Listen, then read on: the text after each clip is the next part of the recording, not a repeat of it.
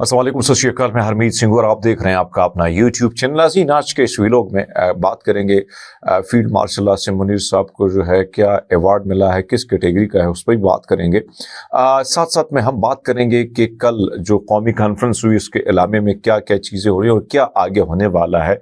सुहेल अफरीदी की कुछ गुफ्तगू भी सामने, उस पर भी बात करेंगे। दीगर खासकर PI के हवाले से जो मामला है वो भी आपके सामने रख लेते हैं कि PI की बिडिंग जो हो रही है क्या उसमें नया मामला आया हुआ है सामने। जनरल आसिम मुनीर साहब के हवाले से बात कर लेते हैं क्योंकि वो इस वक्त मुख्तलिफ दौरों पर है और आपको पता है कि दौरे क्यों हो रहे हैं, किस वजूहात के बिना पर हो रहे हैं। एक तरफ तो पाकिस्तान पर जिस तरीके से पाकिस्तान यानी पहले बयानिया बनाया गया कि हम आगे जाके गजा में जो फोर्सेज है वो नहीं भेजेंगे, फिर कहते भेजेंगे, लेकिन अमेरिका ने उस सारी चीज़ पर बयानिया पर पानी भी फेर दिया कि भाई हमने तो उनको ऑफर नहीं किया, उन्होंने खुद ऑफर की है। लेकिन मुख्तलिफ जो इंटरनेशनल न्यूज़ है वो ये दावा करते हैं कि इस वक्त पाकिस्तान पर एक बड़ी रिस्पॉन्सिबिलिटी दी गई है कि तमाम तर मुसलमान ममालिक को मनाने का जो काम है वो एक टास्क पाकिस्तान को दिया गया है। खैर, अगर बात की जाए जो किंग अब्दुल अजीज मेडल है उसके यानी आला क्लास का एक्सेलेंट या स्पेशल जो है वो अगर हम देखें उस हवाले से बात करेंगे, क्योंकि इस वक्त अगर देखें बहुत सारे लोगों को मुख्तलिफ किस्म के अवार्ड्स मिले हुए हैं, लेकिन इसमें अगर देखें जो जनरल आसिम मुनीर साहब का अवार्ड है उस हवाले से आपके सामने रख लेते हैं कि उनको अवार्ड ज़ाहिर बात है कि स्ट्रेटेजिक ताल्लुकात हैं, दीगर ताल्लुकात की बिना पर ये अवार्ड जो है उनको दिया गया है। ये है king Abdul Aziz medal of excellent class. King ये अवार्ड दीगर भी पाकिस्तानी जर्नलों को मिला है, जिसमें आपके सामने रख लेते किंग अब्दुल अजीज जो medal of honour excellent class जो है जनरल सायर शमशाद साहब को मिला था। जनरल यानी एयर चीफ मार्शल जो है ये ज़हीर अहमद बाबर सिंधु जो है इनको भी मेरे ख्याल में beige of honour of the excellent class से नवाजा गया है। और इसी तरह पाकिस्तान के तो खैर मैंने ये बात कर ली कि एक तरफ तो ये, लेकिन फर्स्ट क्लास के मुख्तलिफ रहनुमाओं को जो अवार्ड दिए गए वो ज़रा आपके सामने रख लेते हैं। यानी कुछ ऐसे ममालिक के जो लोग हैं उनको भी ये अवार्ड से नवाजा गया, जिनमें मेरे सामने नाम आ रहे हैं कि जो स्पेशल फर्स्ट क्लास जो है जिसमें मुख्तलिफ रहनुमाओं को भी दिया जा चुका है। ख़ासकर नरेंद्र मोदी भारतीय वज़ीर-ए-आज़म को किंग अब्दुल अजीज़ यानी ऑर्डर ऑफ किंग अब्दुल अजीज साश जो है हाईएस्ट क्लास का ये सबसे बड़ा लेवल का अवार्ड है। व्लादिमीर पुतिन जो है यानी रूसी जो सदर है उसी को भी यही आला किस्म का अवार्ड मिला है। ये अपर कैटेगरी का है, जो इस वक्त फील्ड मार्शल को मिला है वो इससे कम दर्जे का है।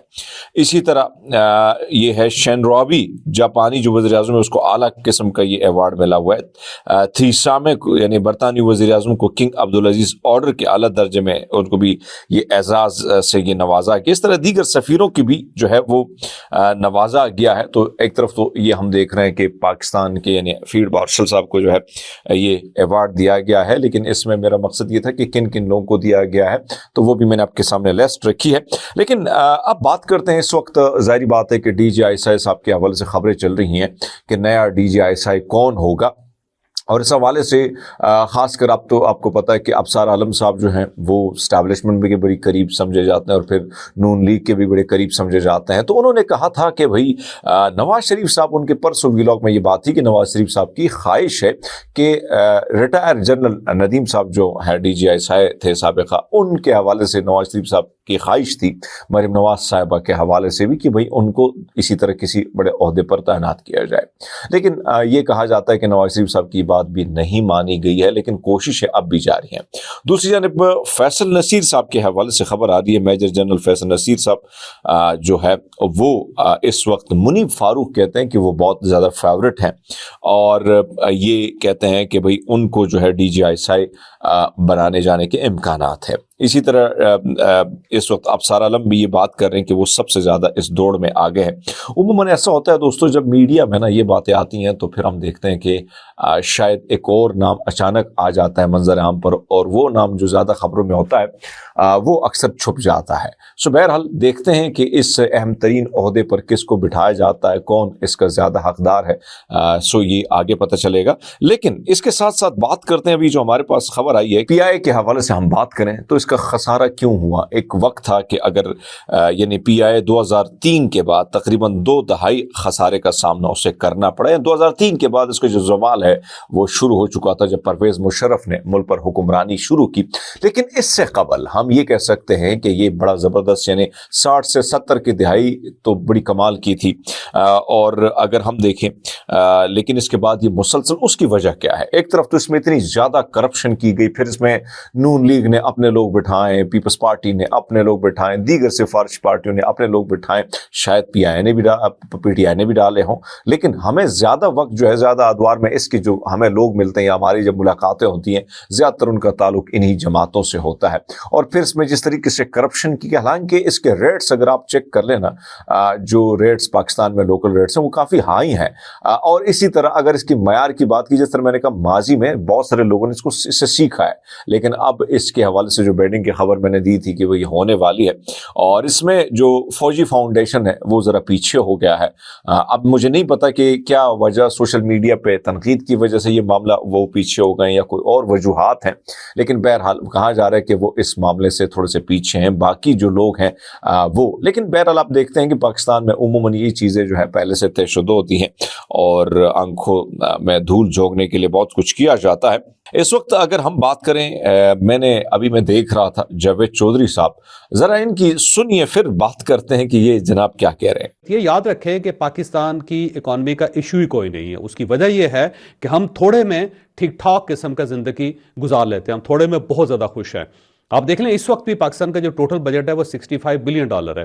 تو $65 بلین کے اندر رہ کے 25 کروڑ عوام جو ہے وہ آرام سے زندگی گزار رہی ہے, اور اس میں کوئی ایک شخص بھی آپ کو ایسا نہیں ملے گا جس کو 24 گھنٹے میں کھانا نہ ملتا ہو. جبکہ اس کے مقابلے میں یورپ چلے جائیں تو بہت لوگ آپ کو سڑکوں کے اوپر مارے پھریں گے, بھوکے ملیں گے. یہاں پہ کوئی نہ کوئی ماموں, کوئی چچا, کوئی تایا, کوئی دوست, کوئی محلے والا یا کوئی سیلانی ویلفیئر ٹرسٹ جو ہے وہ کسی نہ کسی کو کھانا دے دے گا, اور اس وجہ سے سب لوگ تھوڑے میں بالکل خوش ہیں. اب یہ دیکھیں نا کہ وہ ہمارے ایک علاقے کے یعنی KPK کے گورنر کے بارے میں, سابقہ گورنر تھے, نام نہیں لوں گا, وہ جب کہا جاتا ہے کہ قحط زیادہ ہوگی تو انہوں نے کہا لوگوں کو کہا کہ بھئی آپ چاول کھائیں, آپ دال چاول کھائیں, زیادہ انجوائے کریں.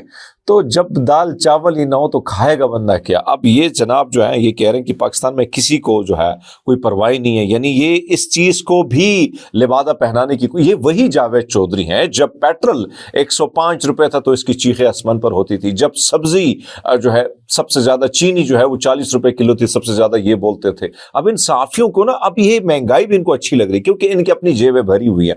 اب میں آپ کے سامنے اعداد و شمار رکھ لیتا ہوں کہ عالمی بینک کی جو تازہ ترین رپورٹ آئی ہے اس میں کہا جا رہا ہے کہ پاکستان میں جو بین الاقوامی معیار کے مطابق لوگ یومیہ $4.20 سے کم کماتے ہیں, اور غربت کی لکیر سے نیچے بے شمار اس وقت تعداد ہے.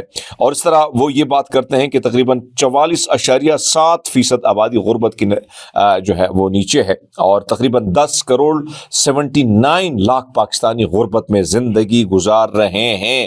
25.3% کہا جاتا ہے یہ غربت کی لکیر جو یہ شرح 2024 میں زیادہ ہوئی ہے. اور اس طرح اگر بات کیجئے 1.30 کروڑ افراد غربت کا اس وقت شدید غربت کا شکار ہے. پھر وہ یہ بھی کہتے ہیں کہ 19.5% خزان معیار کا کھانا جو ہے بڑی مشکل سے ان کو, یعنی وہ معیاری کھانا کھا لیتے ہیں. یعنی 8 میں سے ایک خاندان ایسا ہے جو ہر وقت بہتر معیار کا کھانا کھا سکتا ہے, 8 خاندان میں سے ایک خاندان. پھر وہ یہ کہتے ہیں کہ بھیا یعنی اعداد و شمار کے مطابق پاکستان میں 100 ملین یعنی 1.10 کروڑ سے زائد لوگ مستقل طور پر غذائی عدم تحفظ یعنی خوراک کے شکار ہیں, اور 74% آبادی جو ہے ایک طرف تو صحت مند غذا ان کو نہیں مل رہی ہے. جاوید چودھری صاحب آپ کے جو ہے منجن بکتا ہے, آج کل آپ معجون بھی بیچتے ہیں, آپ آج کل وہ کیا اسے کہتے ہیں, اکثر وہ ہم بہت سارے سلاجیت وغیرہ بھی بیچتے رہتے ہیں. تو آپ کا تو سسٹم چل رہا ہے, کبھی پوچھیے گا نا کہ عام لوگوں میں جا کے آپ کو پتہ چلے کہ کتنی شدید غربت ہے. کتنے لوگ جو ہیں, کل پرسوں ایبٹ میں ایک شخص نے خودکشی کرنے کی کوشش کی, اپنے بچوں کو مروا دیا, بیوی کو مروا دیا. خیر بیوی اور وہ خود زندہ ہے, لیکن کئی بچے جو ہیں اسی طرح کئی فیملیوں میں خود سوزی کا جو عمل ہے وہ آپ دیکھ رہے ہیں. اس طرح کے لوگ صرف اس حکومت کو لبادہ پہنانے کی کوشش کرتے ہیں کیونکہ ان کی اپنی جیبیں جو ہیں وہ ضرور گرم ہوتی ہیں. ثاقب شیرانی صاحب یہ کل بیٹھے تھے, میں بھی وہاں پہ اس کے ساتھ ہی بیٹھا تھا, 2024-25 میں وہ کہتے ہیں 18 ٹریلین روپے ٹیکس اکٹھا کیا آپ سے اور مجھ سے نچوڑا گیا, 9 ٹریلین سود کی مد میں دیا گیا, 9 ٹریلین سود کی مد میں دیا گیا. وہ باقی کہتے ہیں کہ باقی 9 ٹریلین تقریباً 36 ارب ڈالر جو ہیں وہ مراعات کے مد میں جا کے اس خاندانوں کو, اشرافیہ کو ملا ہوا ہے. یعنی اس سے آپ اندازہ لگا سکتے ہیں کہ اس ملک کو کس طریقے سے نچوڑا جایا جا رہا ہے, کھایا جا رہا ہے, اور جو مراعات ان کو دی جا رہی ہیں آپ سب سمجھدار ہیں. سہیل افریدی, اگر میں کل بات کروں, کل میں وہاں پہ موجود تھا, میں نے بھی وہاں پر تقریر کی, شاید آپ لوگوں نے میرے یوٹیوب پہ یا میرے فیس بک پہ سنی ہوگی, لیکن بہرحال سب نے اپنا مداوع رکھا, سب نے اپنا گلا شکوہ, دکھ تکلیف سب چیزیں رکھی. لیکن اگر میں کہوں جو کل قومی کانفرنس تھی, میں سمجھتا ہوں بڑی کامیاب کانفرنس. اس کی وجہ یہ ہے کہ تمام تر اپوزیشن جماعتوں میں, اس میں سے کم ہم یہ کہہ سکتے ہیں لیکن زیادہ تر لوگوں نے اس میں شرکت کی ہے, اور پھر جو مشترکہ طور پر اعلامیہ جاری ہوا اس میں ظاہری بات ہے جمہور, آئین اور اس سب کی بحالی کے لیے یکمشت ہو کر, یعنی اتحاد, یونٹی کی صورت میں آگے نکلنا ہے. اب جو خبر ہے وہ ایک طرف تو یہی ہے کہ انہوں نے کہا ہے کہ کل جو ہم وہاں پہ موجود تھے تو ان میں سے انہوں نے کہا آخری اعلامیہ میں کہ 8 فروری کو جو ڈاکہ ڈالا گیا ہم اس کے خلاف بھرپور احتجاج کریں گے, شٹر ڈاؤن ہڑتال ہوگا. تو ایک طرف تو یہ اعلامیہ, اور آنے والے دنوں میں وہ مزید سرپرائز جو ہے دیں گے. سہیل افریدی کل انہوں نے بڑی زبردست تقریر کی, کچھ چیزیں میرے سامنے ہیں, کچھ میں ادھر موجود تھا ٹکر, کچھ میں نے لکھے تھے. وہ کہتے ہیں جو امن نہیں چاہتے اور جن کا جنگ میں خیر ہوتا ہے انہیں ساری جو ہے پروسیس سپوتاج کرنے کے لیے جرگے کے بعد اسمبلی کے باہر سے ہمارے مہمانوں کو اٹھا لیا گیا. یعنی وہ کہتا ہے کہ جو امن نہیں چاہتے ہیں نا, جو سسٹم کو سپوداج کرنا چاہتے ہیں, کیونکہ بے امنی میں ان کا زیادہ جو ہے وہ فائدہ ہے. وہ کہتے ہیں ہم نے امن کانفرنس بلائی تو پی ٹی ایم کے 2 لوگوں کو اٹھوایا گیا. پھر وہ کہتے ہیں, سہیل افریدی صاحب کہتے ہیں کہ جو حرکتیں آپ کر رہے ہیں اس سے آپ کے لیے نفرت مزید بڑھے گی. جو آپ سے یہ کرواتا ہے وہ بے وقوف ہے. جرگے کے بعد آپ نے جو کیا اس کا نتیجہ دیکھیں. 78 سالوں میں پہلی بار ادارے کے خلاف پشاور یونیورسٹی میں نعرے لگائے جا رہے ہیں.